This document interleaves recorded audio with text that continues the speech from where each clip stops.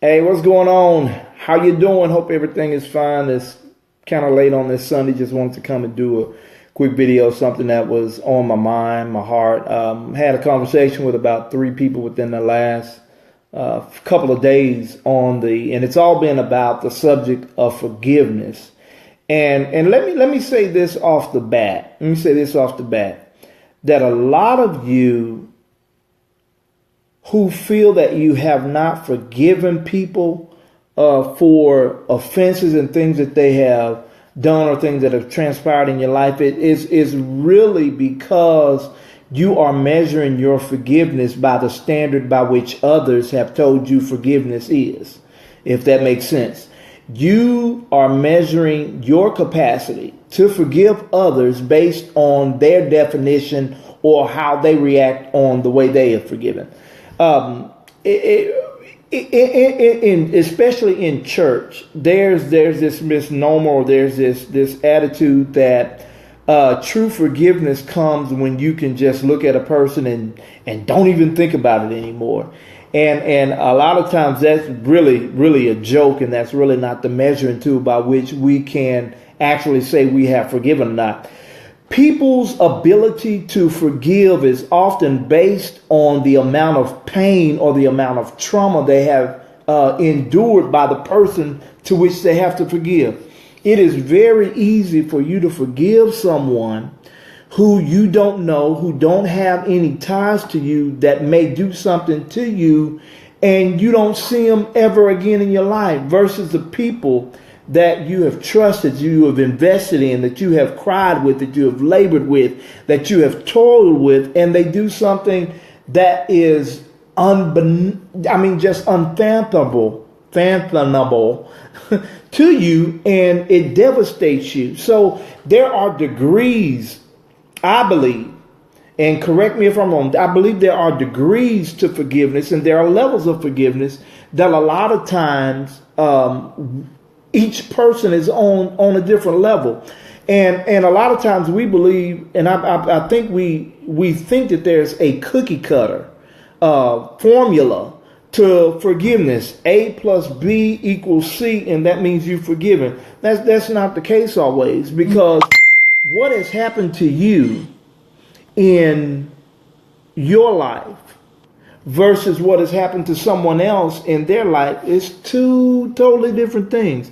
So how in the world can we measure our capacity to forgive or measure whether we've forgiven or not based on what somebody else does or what somebody else thinks? So I think a lot of times in these conversations that I had this week, it was as though people are actually killing themselves because they feel that they have not forgiven.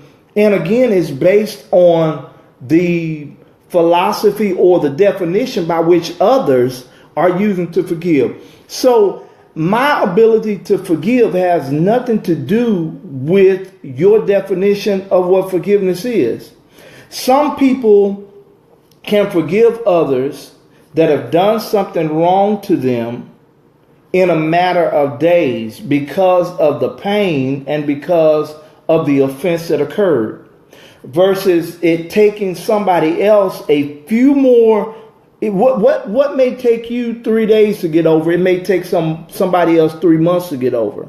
And because it took you 3 days to get over, doesn't mean that they're not going to come to that point of forgiveness in 3 months. So a lot of times there's an imbalance in our capacity to forgive, because we're expecting people to forgive on our level and not on theirs. And then we make them feel as though they haven't forgiven because their reaction is not our reaction.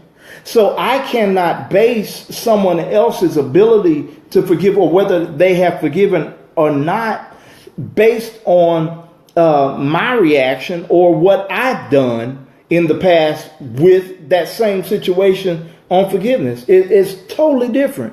And as I was talking to these people, I just began to ask them different questions. I was like, okay, so when you see this person now, how do you react? And for the most part, they were like, well, I don't feel anything. I said, so what makes you feel that you haven't forgiven because you don't feel anything?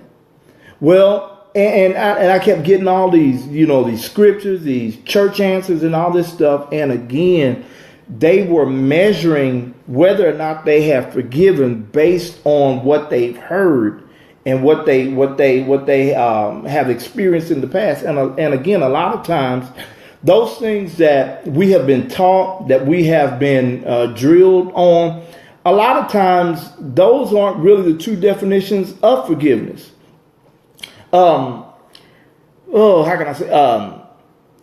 I tend to use Joseph all the time, and I'm just about done with this. I'm gonna use Joseph, and I use Joseph as an analogy to one of the persons that I was talking to as we were talking about forgiveness, and it was the same thing. It was like, I don't know if I've really forgiven this person, because when they come, I still feel a little something, and all of this stuff. That's it. First of all, it is a human emotion to feel something when someone has done you wrong. I don't know what it is about us that makes us believe that because we are quote unquote believers, saved or whatever, that our memory of what people have done to us and things that have transpired, that is supposed to be just gone forever. And with that, I'm going to use, do you remember in Exodus, when the children of Israel were crossing over, when they were getting ready to leave, Moses tells the children of Israel, this is what he says. He says, get your stuff and all this stuff. He said, for the enemy that you see now, you will see no longer forever. Now, I know I'm going to stretch it, and I'm going to kind of exegese the scripture. Let me say exegese, but for you to understand what I'm saying. So God tells them that the enemy you see now, you will see no longer forever. That these people that you have encountered with, you will see them no longer forever. You're not going to have any dealings with them. Well, actually, one of the prophecies that Jesus fulfills, it says that out of Egypt, I've called my son.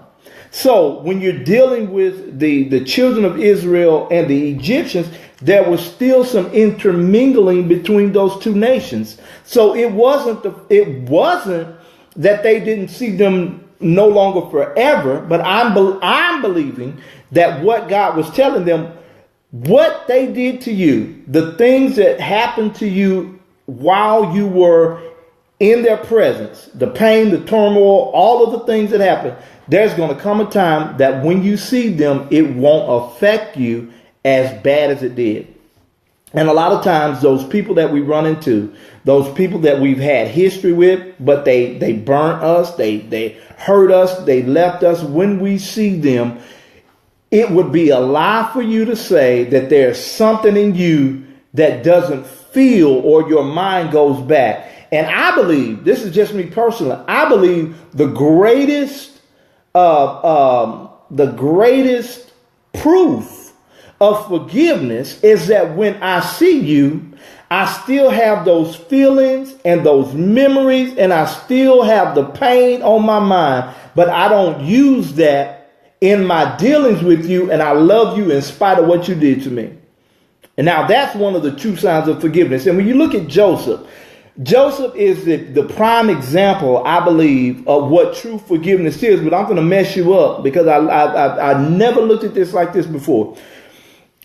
We know the story. Joseph's a dreamer. He has a dream. His brothers hate him because of the vision, because of the dreams, because of what God is doing with him. They sell him to the Egyptians. Know that story.